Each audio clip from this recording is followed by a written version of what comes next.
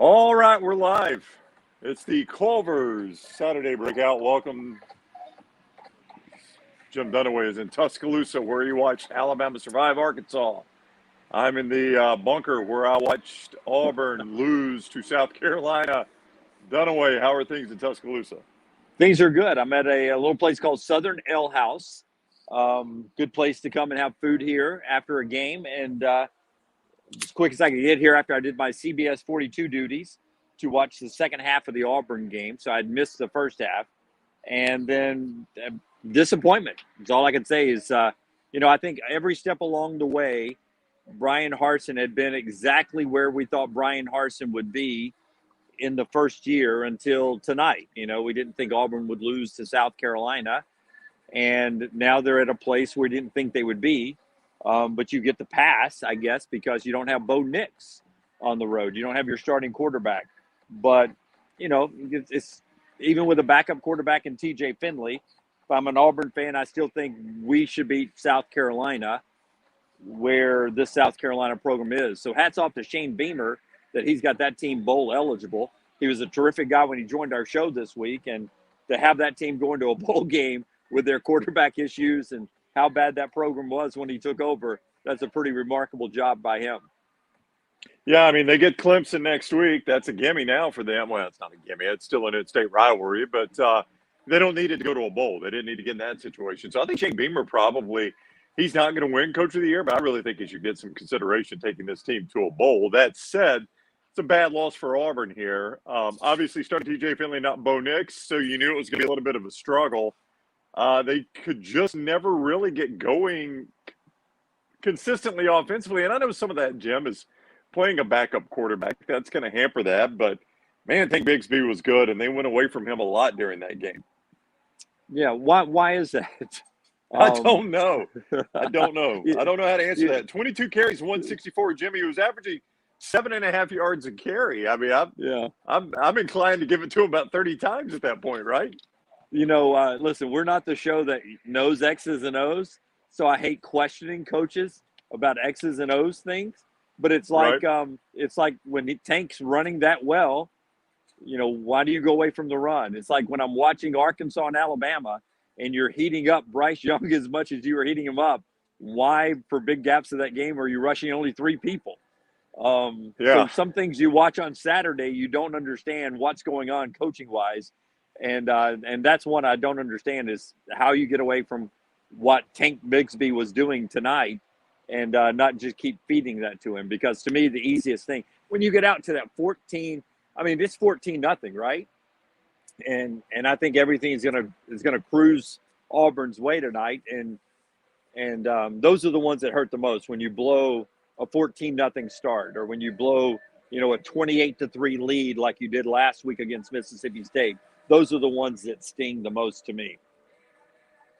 Yeah, I mean, I totally agree with you. Those are tough to swallow. Tonight, look, you were playing without Bo Nix, obviously, without Anders Carlson, and without Kobe Hudson. Aside from Tank Bigsby, that might be, special teams, obviously Carlson. Nix and Kobe Hudson are maybe your 2 most important offensive players, along with Tank Bigsby. That'd be your top 3 probably. So, playing without 2 of those 3, you knew it was going to be an uphill climb for Auburn. It's a bad loss, so it's a tough loss for the Tigers. And now you got Alabama ahead, and I don't know what to make of that game for Auburn. We've got a whole week to talk about that, but this is an Alabama offense that is obviously red hot and a defense that struggles to get stops at times. So let's move to that game, and we'll get some comments from viewers here. But you were in Bryant-Denny Stadium. Bryce Young had a historically incredible day as an Alabama quarterback, and they needed every yard he threw. Well, that was the first thing. When he broke the record, I was sitting between John Zener and Michael Casagrande of AP and AL.com, respectively. And at the same exact time, they both looked up at some point the all-time passing record in a single game, which just happened to be Scott Hunter 52 years ago. And the honorary captain inside the stadium for the coin toss today was Scott Hunter. Amazing. Right. Scott Hunter was in the stadium today to see Bryce Young break his 52-year-old record. And they're like, hey, he's only 50 yards away from breaking the record. He's only 45 yards from breaking the record. And then he broke the record. And I was like, he just broke Alabama's single game passing record. And it's a 6-point game. The game is in jeopardy. And he just broke the all-time passing record. I mean, there are times that Jay Barker could have passed for 17 yards and a touchdown, and the game would have been out of reach. It would have been 28-3, and you knew the other team wasn't going to get double digits. But that's not this team, and that's not this defense. But that offense, the passing game is tremendous, but still I want more out of the run game. I still don't think this team can line up if it has to get 2 yards on a 3rd and 2. I don't think they can line up and get 2 yards. So there's a lot about this Alabama team you can set and pick it apart, but then you go back to, hey, Bryce Young is that good, Jamison Williams is that good, John Mechie is that good, and oh, by the way, they're setting records throwing the football, and they just won the Western Division, and they're going to go play Auburn, and then Georgia for an SEC championship, and may still be in the running for a national championship. So don't get all caught up in what this team can't do. I say you focus on what they can do. Well, they can throw the ball. I mean, that's obvious. And Arkansas's defense isn't trash. I mean, that's pretty good defense they were throwing it on. In fact, Arkansas, I don't have it in front of me, but I think they came into that game and they were 3rd against the pass in the conference, I think. So that was a pretty good thing. Are they moving those tables by chance? They are moving the tables right now while we're on the air. Yep. Okay. Yep. Yeah. Oh, I love it. She's sorry, but it's okay. It's okay. We're live. No. Brad says hi. Yep. Yeah. Wow. Wow. That was so passive aggressive. Yeah. Is that the owner? The name I dropped. Okay. I got you. So yeah. I mean, I completely lost my train. No. Arkansas's defense isn't trash. Barry Odom's a good football coach. I know. They're not, Brown, but and listen, I was glad they were doing it because it gave Bryce forever back there. But why are they rushing 3 people to let that guy stay back there and just wait when those great receivers eventually are going to run open and he's going to find somebody to throw it to, or he's going to run around those 3 people and run for 28 yards and make 6 of you lose your underwear on the deck. Thank God for Arkansas that they had 2 holding penalties, or they'd added 2 more touchdowns because he was that good running the football. I didn't understand that, but I did find it ironic that, there've been during Gus Malzahn's time, they won an Iron Bowl, the kick 6 year, on how Alabama scored 2 of their touchdowns tonight, where Bryce Young is a foot away from running the football. And then he decides to throw it out laterally to a running back who's uncovered. Yep. And those are the rules. Those are the rules. Do I think it's fair? If I'm a defensive coach, I don't think that's fair. But those are the rules. Why is that not fair? And it burned Alabama in 2013. No. He's behind the line of scrimmage, and there was nobody downfield. CBS showed it. There was nobody downfield. There was nobody downfield. In 2013, I felt like there were some Auburn players. Was it 2013 I'm talking about? Nick Marshall? Yes, I think it was, right? Yeah. It was kick 6 I felt like there were some people downfield then. And I was at the game, so I didn't see the CBS replay. I just thought, how in the world is there not anybody downfield at that point? It's ironic that Alabama's gotten so good at doing things that used to really drive Alabama fans crazy. I mean, both of those plays were like, he's running, and he's got open field around him. Oh, he just lateraled it out to a guy who has nobody on him. He's going to walk into the end zone for a touchdown. They're really good at that, and they'll need it against Georgia when they get there at the SEC championship game. That kid's good, man. That kid is so good at so many things. He can play. He can, and they need him. They need him. Because that right side of the line, Brown, is like it is like Ole City over there. There are some. It doesn't matter who they put in at right tackle. It does not matter. It is Ole City. It's like, come on around, take your shot at the quarterback. Yeah. That's and Alabama now has clinched their spot in the SEC championship game against Georgia. That's going to be a problem against Georgia. Maybe not as much against Auburn in the Iron Bowl. It's going to be a problem against Georgia, though. But You know, as bad as I'd line that all the tight situation ends they is, have up over there. I'd double tight end on the right side. as I'd play bad as with that three right. I'd play with 3 right guards because they don't have a right tackle. as bad as that situation is, Bryce Young gets them at a so much worse by his ability to run. Okay, all righty. You want to go to some of the comments? Let's move up to the top here. Excuse me, real quick. Let's move up to the top. It's your show, man. I'm just hanging out on the Jamie patio. says it is the Culver Saturday breakout. Welcome to Delicious. Jamie says the field goal against the fake field goal against Arkansas. ... Almost it was a fake punt against LSU, but the same design, which is crazy. That's twice that design has worked on Alabama. Twice. Yeah, but a little twist tonight. Use the official to rub the defender off, and you get a touchdown out of it. Because as Nick Saban said in the postgame, they sort of had it covered, except the guy ran into the official who was working as a extra defender, extra blocker there. He got rubbed out of the play. Yeah, the official shielded off defender. I'm not sure he was going to be able to defend the pass. It was actually a pretty good pass. It was thrown in the place where only the tight end could catch it. If you go back, you were in the stadium, so you didn't see this. If you go back and watch the replay, To'o is the guy that's in. It's not really on Helms as much. That's who got shielded off by the official. Henry To'o is in the spot where he could have defended the pass. He bites on a fake, so he kind of takes a step up to the line, and that opened up the passing lane. Yeah. So I'm no coach, but I bet when they go back on film, they're going to look and say it's number 10, not number 2. Yeah, but tell me how. And earlier in the game, and I don't know if Gary pointed this out, but there was one 4th down punt that Alabama only had 10 players out there. So what is happening with the special teams? They had 10 players out, and luckily Arkansas didn't notice that because they could have thrown to one of the uncovered receivers, but they went on and kicked the ball anyway. They were scrambling, trying to find the 11th person, didn't send him onto the field. So the LSU fake punt, the fake punt for a fake field goal for a touchdown tonight, return kick against Texas A&M right when you take the lead, then boom, you give up a chain, take it to the house, kick return. Special teams have been a disaster for Alabama this year, and not the usual variety of just missing kicks. So that's got to be corrected. You can't give extra downs, extra touchdowns, or things like that off of special teams. That defense isn't that great to allow those points there. That's frustrating. And then, of course, another blown coverage that wasn't a touchdown, but it was a pass down to the 6-inch line that resulted into a touchdown.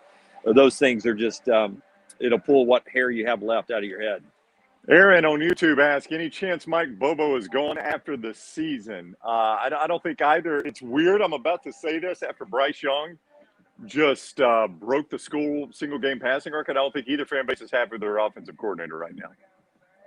No, the good thing for Alabama is that Bill O'Brien's probably going to get a head coaching job somewhere. Maybe so. Maybe so. It's weird to say that right now, though, right? I mean, Bryce Young just had a historically great day. And if we did a popularity poll, like a presidential popularity poll of Bill O'Brien, he would fail it right now. Yeah. I mean, exactly. I mean, they had over 600 yards of offense today. I know. 600 yards, and they couldn't run the ball, and they didn't run the ball because all they had was Brian Robinson. I mean, not another player got another carry today. Yeah. Right? Not another running back got Trey Sanders caught a pass, but that's not a carry, obviously. Yeah. So I just, you're going to go into the Auburn game and the Georgia game without a running game except Brian Robinson. I mean, he's got to carry the entire running game on his back, which means chances are Bryce Young's got to pass for 400 yards for you to be successful. Yeah. That's a lot to put on his shoulders. But boy, if they had not had a holding penalty, Brown, if they had not had a holding penalty on 74, probably whoever it was on, that was his Heisman moment. That scramble where everybody from Arkansas had a shot at him and they all dove and missed, and he danced his way into the end zone and it got called back for holding. I thought to myself right then, I was like, this kid's going to win the Heisman. And that's one of the replays they will show when he's at the New York Touchdown Club. Yeah, well, David, speaking of the Heisman, says Young should get the Heisman. He says this on Facebook. Young should get the Heisman if he finishes well next week. It's going to come down to he and C.J. Stroud. I don't think there's any doubt about that. C.J. Stroud, they shut him down in the second half. His first half, though, against Michigan State, they scorched Michigan State. And his They first did. half was incredible first half. Yeah, that's a team. I think Alabama and Ohio State are a lot alike, a lot alike. Um, and we'll see. At the end of the day, can Georgia's mighty defense hold up against Alabama and Ohio State? I think that's where the season comes down to now, right? Can Alabama's defense or Alabama's offense or Ohio State's offense throw over Georgia's defense to beat them? And I think that's what's left in the season. We've played 12 weeks and the season's come down. Can either Alabama or Ohio State throw over the top of Georgia to keep them from winning their first national championship since 1980?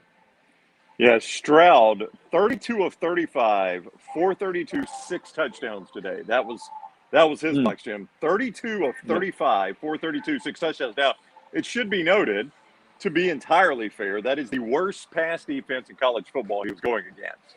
Yeah. So I know it may say Michigan State, and that record was good, and that ranking was good. That pass defense was not, but still, against air, those numbers are fantastic. That's right. 130 is not good when you're ranked that in anything, and that's what they were going in. But still, I mean, they've been doing that against everybody so far since the Oregon game, and that's a good football team. It really is, and so is Alabama. And we'll just find out if either one of them compares to Georgia when it's all said and done.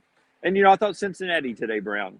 Hats off to Cincinnati. That SMU team, there were some people like you that thought SMU could beat them, and Cincinnati pounded them. And if the Utah score holds up, then we're going to have a top four that looks like Georgia, Alabama, Ohio State, and Cincinnati. That'll be your four on Tuesday night. Yeah, I don't know that Ohio State might now be number 2 after what they did to Michigan State. But, yeah, Cincinnati beat SMU 48-14. It was dominant. I mean, you got to give them credit. I did. I thought that'd be a tough game on them. Desmond Ridder, was good. He wasn't just spectacular. They didn't really for 249. They didn't have a back that was over 100 yards. Ridder threw for 274. So, it's not like but they were just solid, and they played really, really good defense against that high-powered SMU offense. Got to give them credit. That was a good win. Second best win of the year for them behind Notre Dame. So, so good for them. That was a good win. We'll see. They're going to have to beat Houston in their championship game. If so, there's a pretty good chance they're in the college football playoff. It's going to be hard to keep them out at this point. Yeah, and at this point, I don't have a problem with it. I guess unless Oklahoma State runs the table, and then we can start debating it at that point. But they beat Notre Dame, so Notre Dame can't pass them.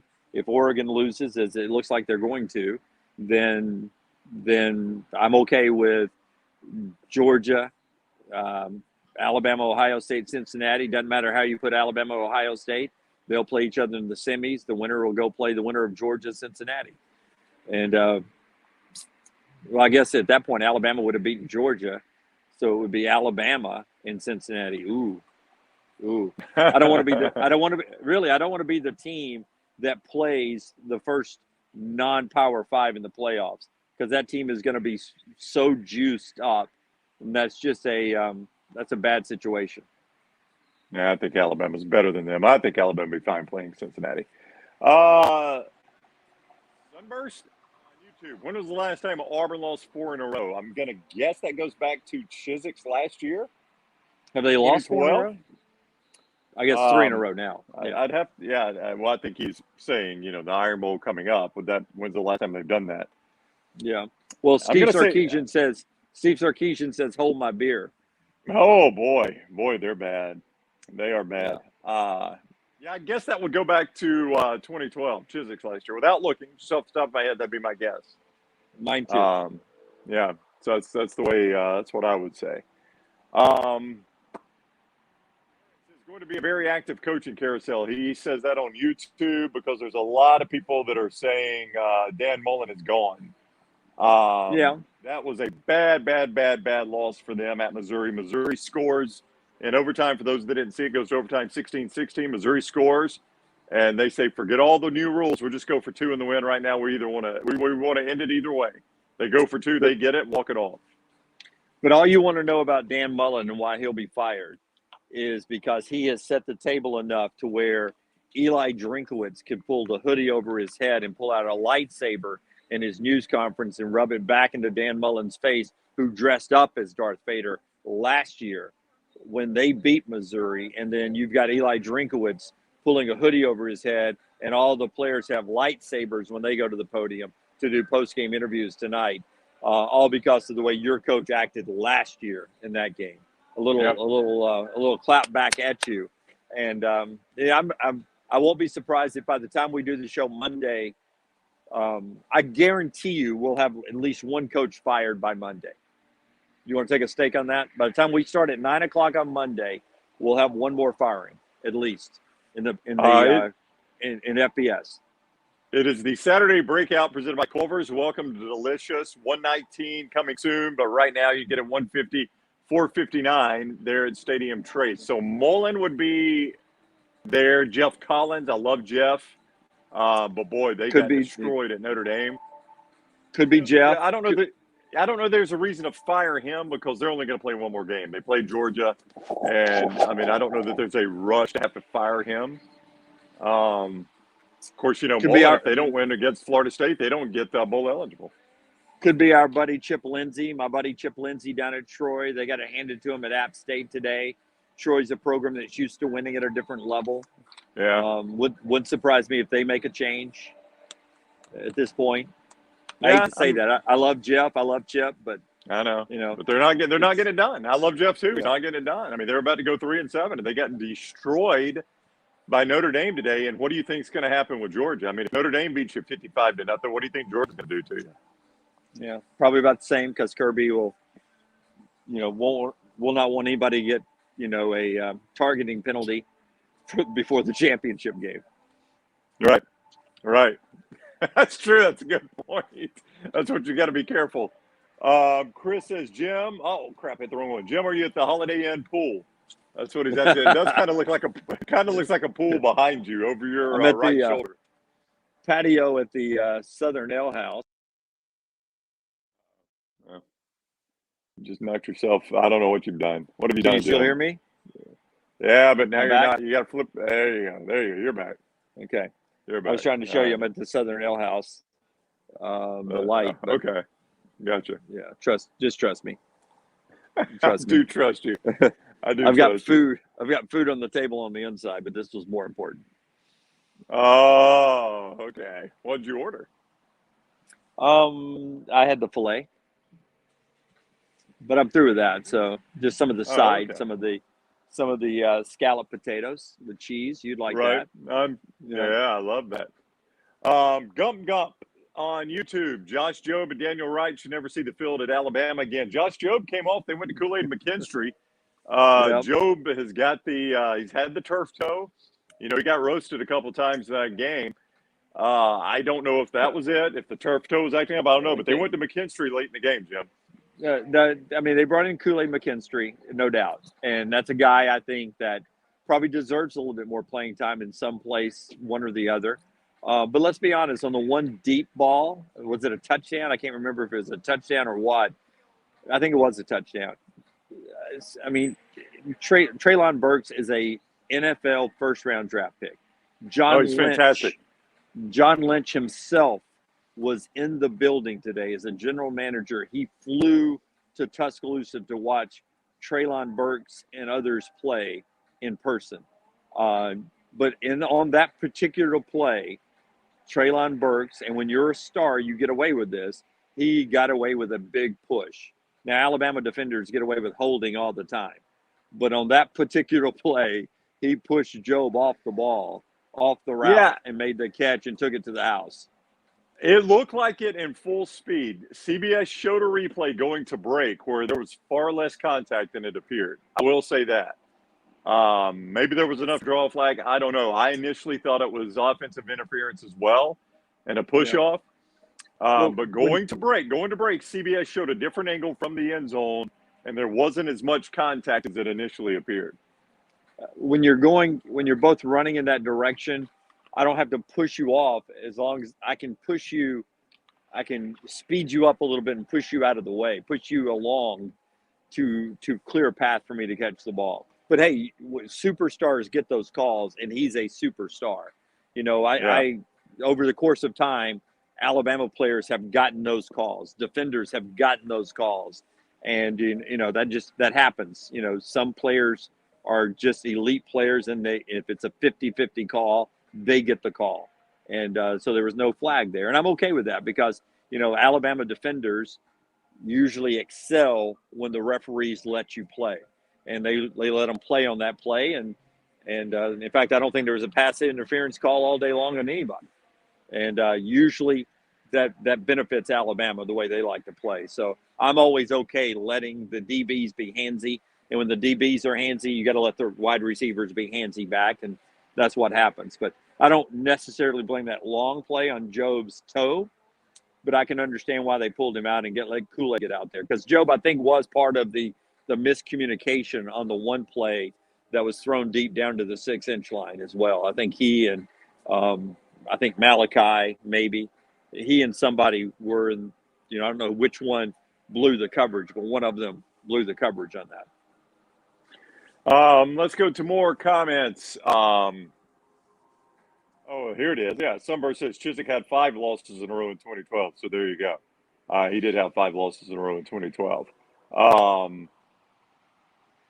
Says he loves you introducing yourself to all the servers the way you just did a moment ago when they were moving the Jim, the server doesn't have to know your name.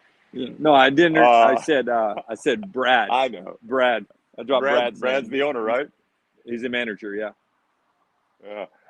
Philip on YouTube, how long do you think Mississippi State will hold on to Mike Leach? Mississippi State, I mean, look, they were playing there are not very many good games in the Southeastern Conference today, frankly. Mississippi State played Tennessee State. They won 55-10. The Egg Bowl, though, does look fun. The Ole Miss game is nearing final. They have not beaten Vandy as bad as they thought, 31-17. 31-17. This is going to be a fun Egg Bowl coming up, though, Thanksgiving night. Yes, I just mentioned Brad, the manager. He just walked out and said hi to you here at Southern Hill House. Hey, it is, and I'm excited that that's Thursday night. I wish they had a good Friday SEC game instead of Arkansas, Missouri, but I guess that would be interesting now too. I don't, for some reason, I lean Ole Miss still in that game. I don't know why against Mississippi State, but no, it's been a good year for Ole Miss. It's been a good year for Mississippi State. It's been a good year for South Carolina. Where's Missouri now? Missouri's at 5 wins, or are they at 6? Yeah. Where's Missouri? Missouri's bowl. They are bowl eligible. Are they? So you have a lot of people that have exceeded expectations this year, and I guess that's what happens when you have a little chaos. Florida's the team that comes out of that game not bowl eligible. Florida's got to be right. Florida State in the grand history of that rivalry. This one is for bowl eligibility. Winner goes to bowl, loser stays home. How sad is that? Mm-hmm. It does seem like Bobby Bowden took Florida State to a champs bowl in Orlando or something, so it won't be the worst bowl they ever go to. No, that's true. You're absolutely right about that. But to think that Florida could be coming to the Birmingham Bowl. I'll go watch that. Would you go watch that? If we're in town, I don't know if we'll be in town. Who knows what's going to happen in the That'd be Florida versus Memphis or somebody like that. Is that what it would be? Yes. Yeah. Yeah, maybe. It might be entertaining. Yeah. I think Steve Spurrier brought Florida to the old Hall of Fame Bowl. Yeah, he did. Back in the day. Actually, yeah, he brought Duke. I think it was another coach that brought Florida, if I'm not mistaken. Yeah. All right. He says on YouTube, Bobo having TJ pass on 4th and 1 from the Auburn 35 instead of punting it was atrocious play calling. Even if you don't punt it, it's 4th and 1. You've got a 6'7", 270-pound quarterback and Tank Bigsby. Throwing it seemed like a weird choice in that situation to me. I don't understand how come big quarterbacks don't just fall forward. Tom Brady's 107 years old. And that's his go-to play when it's 4th and a yard. He gets up there and he looks, should I go left or right? And he taps a butt cheek on the center and he goes the way he taps the butt cheek. And that's the way he goes. And he gets it almost every time. And he's 107. You tell me TJ Finley can't line up, tap a butt cheek, and get a yard? Come on. Yeah. Yeah, as big as he is. But even if not, even if you don't want to do that, why you not run Tank Bigsby? Thanks. Again, 7.5 yards a carry, and I know they've got it packed in there, but I think I trust in that situation Tank Bigsby. I know I do. I don't think I do. I know I trust Tank Bigsby to get a yard more than I trust in tight coverage TJ Finley completing a pass. I just do. He just hasn't thrown enough passes to be accurate, right? Yeah. And Krusty's right. Here's what Krusty says on YouTube, that flipped the game, and it did. That flipped the momentum of that game. Auburn would probably have gone into the half up 14-7. In a game they lost by 4 points. So that was a weird call there. Brett says, how about UAB versus Florida in the Birmingham Bowl? He'll take the Spitting Snakes. UAB, Dunaway, UAB. They've got 4th and inches from their own 42 with 1:42 to go, and UTSA has just called all their timeouts, and Bill Clark punts the ball, playing scared. I don't get it. Man, you're playing for the division to go to the conference championship game. You got McBride. You got Robert McBride run that football. I don't question Bill Clark a lot. The guy's done amazing things, but man, I think you got to go for that one. Yeah, you pick it up and you win the game. Yeah, game's over. Yep. Game is absolutely over. I agree, and if he goes for it and he doesn't get it, then people like UMD criticize him for that. But I'd rather be criticized. I don't know. I'd rather be criticized being a gunslinger and doing that than I would be being passive. But that's something that will probably haunt him in the entire offseason, right? Second guessing himself. But I so many times in that game, like when it was, 14, when they made it 14-14, UAB comes back and answers 21-14. UAB played really well today in a championship setting, and then to not win it at the end was really disappointing. And hats off to UTSA. 35,174 there in the Alamo Dome. It was a really good atmosphere. Yeah, crazy play at the end, too. Crazy play at the end. Gump says, I've been saying all year, why does Alabama not run to the left? Yards behind Neal when they run to the right. So there was the 4th and 1 early where they ran to the right, and that got shut right down. He's right. You're going to have to go left if you need a yard, I would think. That's right. You got to be Nancy Pelosi and run as far left as you can. Very political of you. A little political joke. I don't know. Did that even make sense? Oh, it did. It did. She is the left, right? She's the left? She is, yes. I'm not very political. Yeah. You can't run right. You got to run left. Yeah, I noticed that. Yeah. All right, it is the Culver's Saturday Breakout. Culver's, welcome to Delicious, 2 great Birmingham locations. Soon, you got one right now. 150 and 459 Stadium Trace and Hoover out near the Met. And then you've got the one coming soon to 119 and Highway 280 Culver's. Welcome to Delicious. Before we wrap this up, anything else jump out at you today? We've talked all the SEC games that matter. The top 25 really, Oklahoma survives. Oklahoma State shutting out Texas Tech. So we look like we're going to have Bedlam for a chance to stay alive to make the playoff. If you like your Bedlam, like we like our Egg Bowl, that's going to be a potential back-to-back Bedlams, and the winner of this first one is going to be at least alive for the college football playoff. Yep. I look forward to that. Look forward to the whole weekend coming up. But I'm good. I think we've covered everything that I found interesting today. When I'm at the game, I don't see as much as I'll see tomorrow when I go back and rewatch a bunch of stuff. But Florida losing, Dan Mullins. I would probably make a change if I was Scott Strickland. Good for South Carolina and Shane Beamer. Good for Eli in Missouri. Alabama wins the West. Tough loss for Auburn.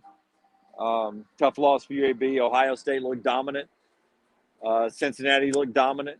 And our top 4 will be Georgia, Alabama, Ohio State, and Cincinnati. That pretty much sums it up. Yep, that's it. All right. If you are Michigan State, do you feel good about paying $95 million to Mel Tucker? Can't judge it on one day, Brown, but I would be asking if he signed the contract yet or not. If I was him, I'd have signed it at halftime, down 49-0. I would have said, guys, I'll be right back. I need to go sign something. Fly back, walk straight to my office and sign it and put it in the athletic director's inbox. That's what I do. I'm logging on and I'm doing an e-signature right then. All right, that's going to do it for the night. Safe travels. Everybody enjoy your weekend. We'll talk to you Monday, 9 to 1. This is the Saturday Breakout presented by Culver's. Welcome to Delicious. Bye, Canada.